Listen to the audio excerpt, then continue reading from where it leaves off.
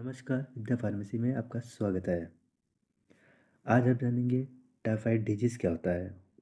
उसे ही एंट्रिक फीवर कहते हैं, टाइफाइड फीवर कहते हैं। उसमें हम उसके लक्षण जानेंगे, उसके कारण जानेंगे कि किस प्रकार होता है और उसके ट्रीटमेंट और प्रोटोकॉल के बारे में जानेंगे।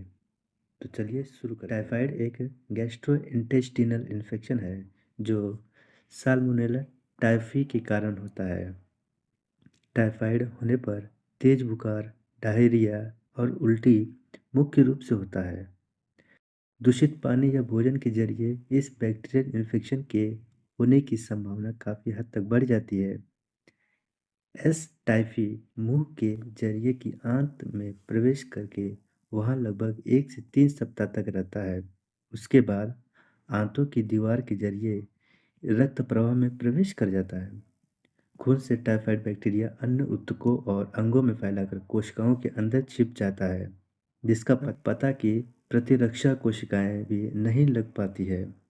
टाइफाइड के लिए बेहतर इलाज उपलब्ध है, हालांकि इस इलाज न कराने से यह घातक हो सकता है।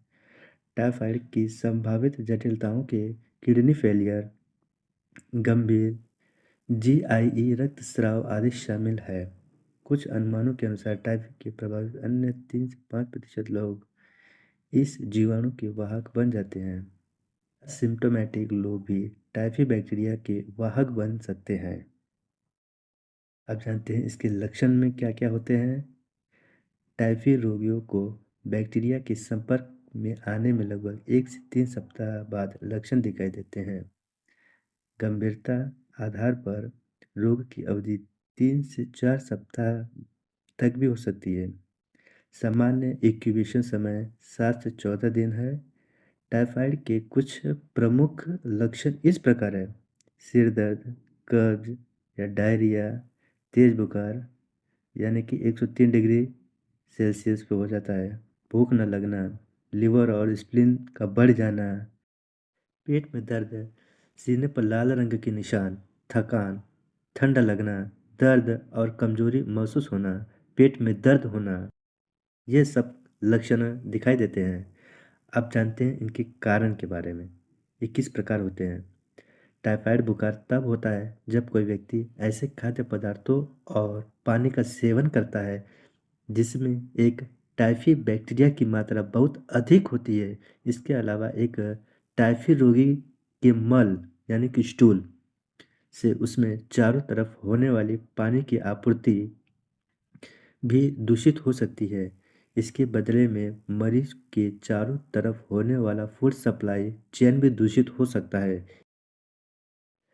ट्रीटमेंट प्रोटोकॉल: डाइट में नॉर्मल डाइट लेना है, इंजेक्शन लगवाना है 7 दिन तक, सेफ्ट्रिक्सोन 2 mg 7 डेज, एक वायल आएगा तो रोज एक एक लगवाना है 7 दिन तक।